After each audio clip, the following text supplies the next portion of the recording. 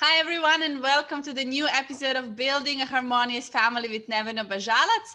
And today we are talking about a very interesting topic. We're going to talk about delivery, specifically for women. We're going to talk about fears that we might have when this big act has to happen. We're going to talk about hypnobirthing, what is doula and how is important and why you should have a support in the process. Because my guest is Cecilia Basse. She's originally from Sweden, living here in Dubai, and she's a birth coach, doula, hypnobirthing practitioner, breastfeed counselor, and baby-wearing peer counselor. So, Cecilia, I'm very excited to have you today. This is a topic I want to learn so much about. So, thank you, first of all, for being here. Thank you so much for having me. I'm also really excited. So nice to be here. So I Thank would you. love to know just a little bit about your journey, how you decided to go into this. I mean, you're a mother right now, but how did you decide to go into it? Was it before you became a mother? And what inspired you? Well, I've always been interested in birth and delivery. My friends had kids very early, so I used to support them, not with the knowledge of a doula, of course, but I used to be by their side and always asking and trying to learn. So it's always been there. But then I started flying. I was in flight supervisor, so I was in the airline industry for 8 years. And then when I finally got pregnant, I thought, okay, this is the time for me to go ahead and train and prepare myself and start supporting other women. And it all came together when I did hypnobirthing course, the Wise Hippo program, during my pregnancy together with my husband.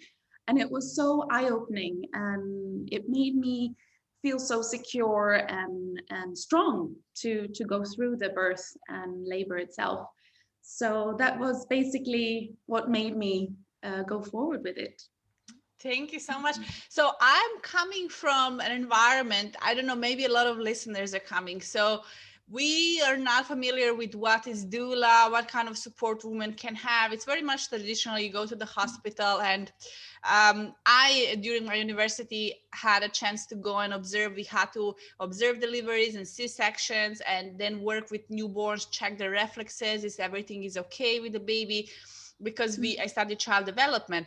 So for me, this wasn't such a nice experience. It was a government hospital, not the best condition, no support for women. A lot of them felt traumatized. So I would love to know more about what is this? What does it mean having a doula? How this process works? When does it start? When does it end? Yeah, I would love to explain it to you. Well, there is different type of doulas. There is fertility doulas, there is birth doulas, postpartum doulas, and each and every one dedicates and are more specific with that topic, no, depending on in which situation the woman is at that point. Me personally, I'm a birth doula, so I support women during pregnancy, birth, and the immediate postpartum period. So I do take on clients sometimes early on in pregnancy and just kind of stay in contact. And sometimes I've had clients that contact me like 2-3 weeks before the due date, like, okay, no, I really want to have somebody to support me. Are you available? And so then we all go through like I do like two prenatal visits. So where we discuss their birth preferences. If they have any fears or concerns, we go through them.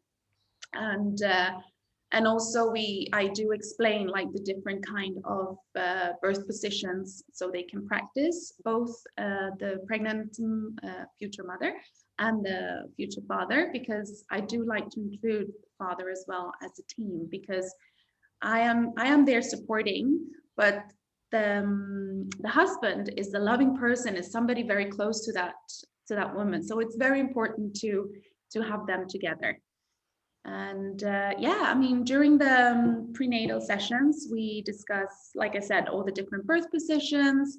I do also, I mean, basically doulas, we provide physical, emotional support.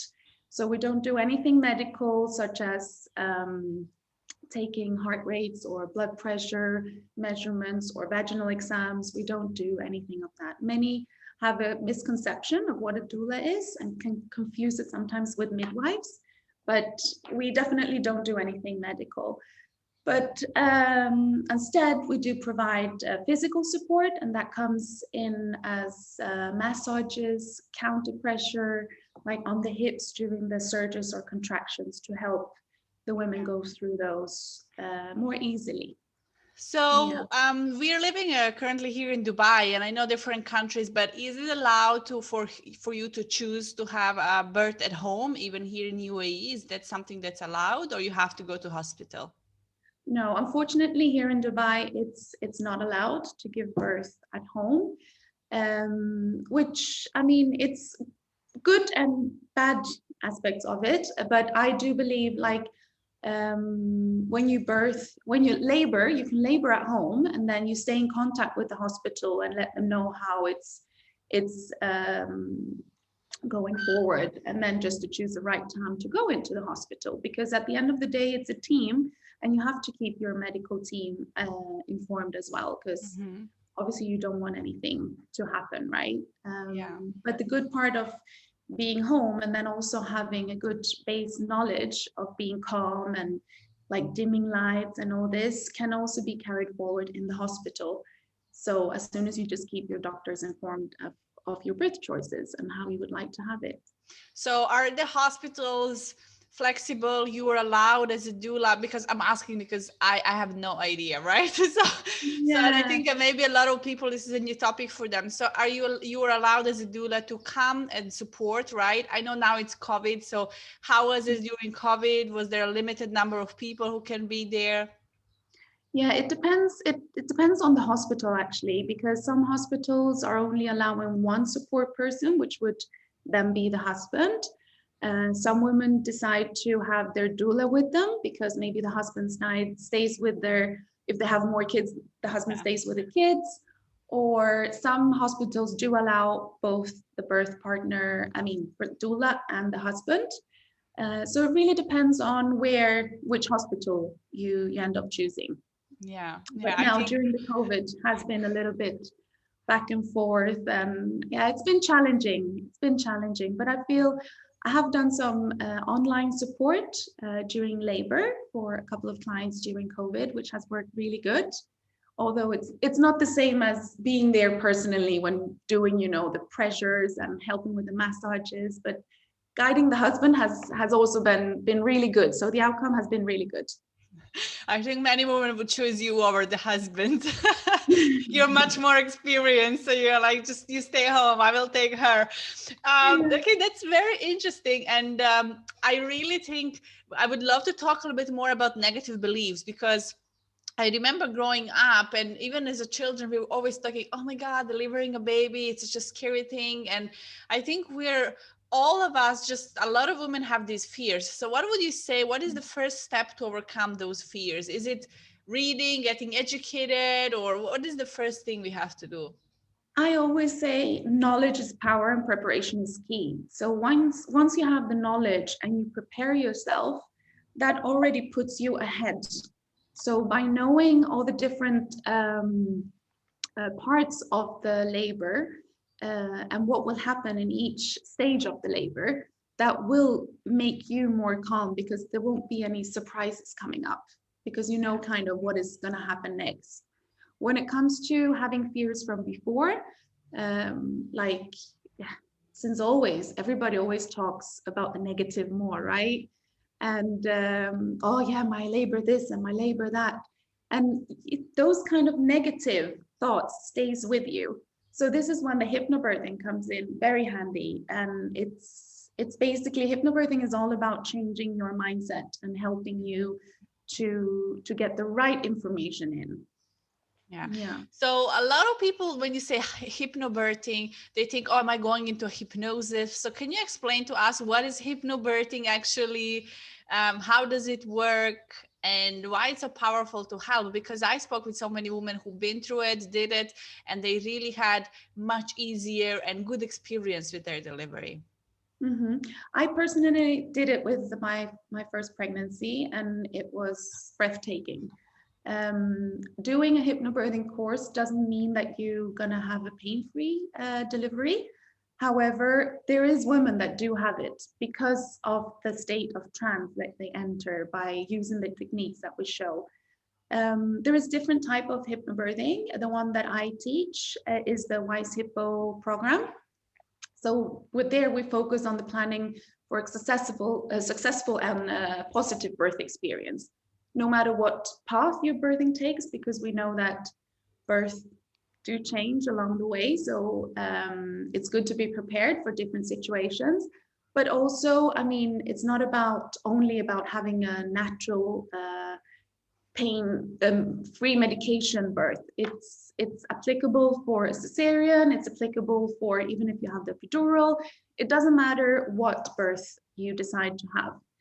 And what we basically use is we use guided relaxation techniques, breathing techniques, and we focus the attention to basically to heighten the awareness, the state of awareness, for you to how can I say, yeah, that you go kind of in, you do go into a trance state. And the misconception, like you were saying, like the state of hypnosis, a lot of people think about it as when you go up on a stage and you do, you know, they do a hypnosis and they start doing funny things and all that, right? Yeah. That is the misconception that we have, but it's basically just a state of trance that we go into. And we do this every day, such as daydreaming, when you're watching a movie, when you're going for a walk and you kind of, your thoughts just wander off.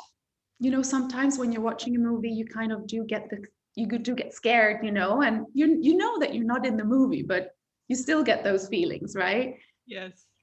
So this is the same with the hypnobirthing and through the guided relaxation. So it kind of helps you with the mind and everything. Yeah. So how long does it take to prepare? Let's say if you want to, when is the best time to start hypnobirthing? Do you have to have classes and get prepared? And is there a difference? Does it matter how long? What is your recommendation? Well, for hypnobirthing, I mean, you can do it at any point.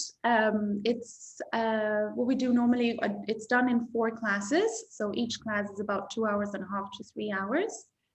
I do add a breastfeeding session at the end as well. So it's 5 classes. And I suggest it to do around, let's say 30 weeks, maybe. Mm-hmm. So you have time to do 25, 30 weeks there around. So you have time to do the training, and then you also have time to practice, because the course is great, but it comes with the practice. Otherwise, you need to get into that state of relaxation. You need to practice the breathing. So when it comes to the day of the birth, it's a natural process. You don't have to think, oh no, I have to breathe this way. Oh no, I have to breathe that way.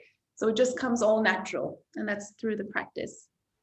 Yeah, I'm a big supporter of, in general, having mentors and coaches, and it really changed my life, my business. And I also coach people, not in this area, but other areas. So I think, you know, a lot of people go and they buy the book, right? But the book will still not, you know, you need emotional support. So after hearing all of this, I really, you know, I'm a big supporter. I know I'm gonna do it once I am expecting my children.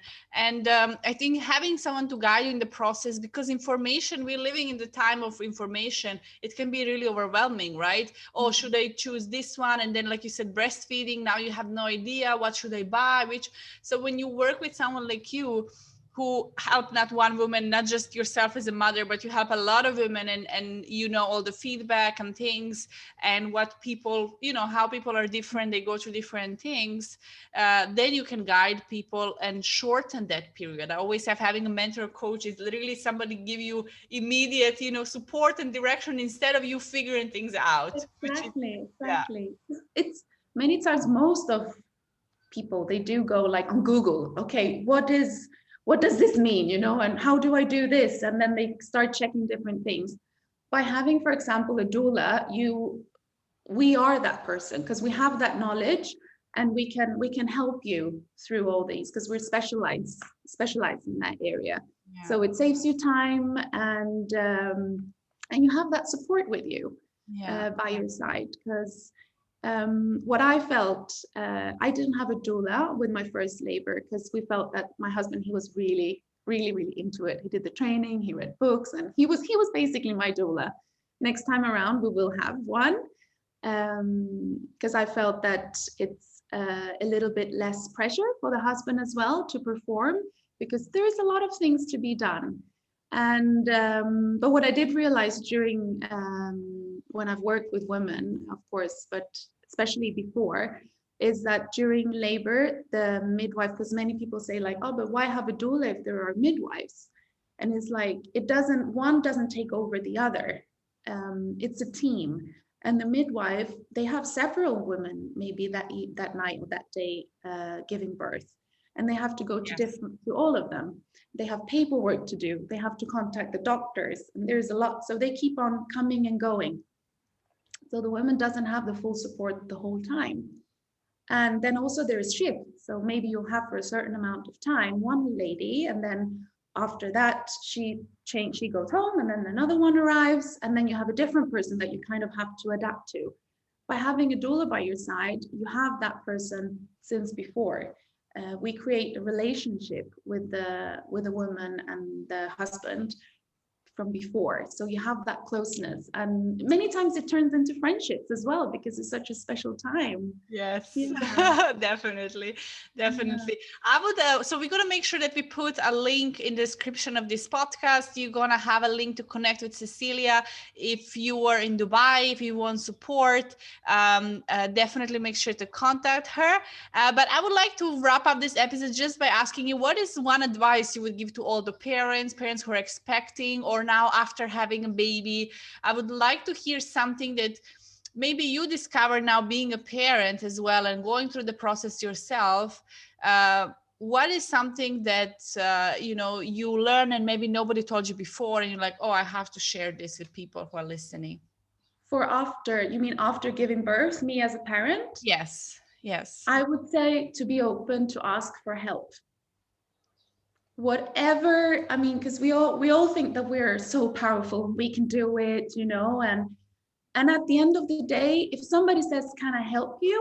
Or if you are the person and you know somebody that has just given birth, don't ask, can I help you with something? No, say, can I do your dishes? Come with direct offerings, because, and then you as a new mother, accept that help. Don't say, no, it's fine, because no, anything that you can do to be more relaxed and have your time, accept that help and ask for it, of course.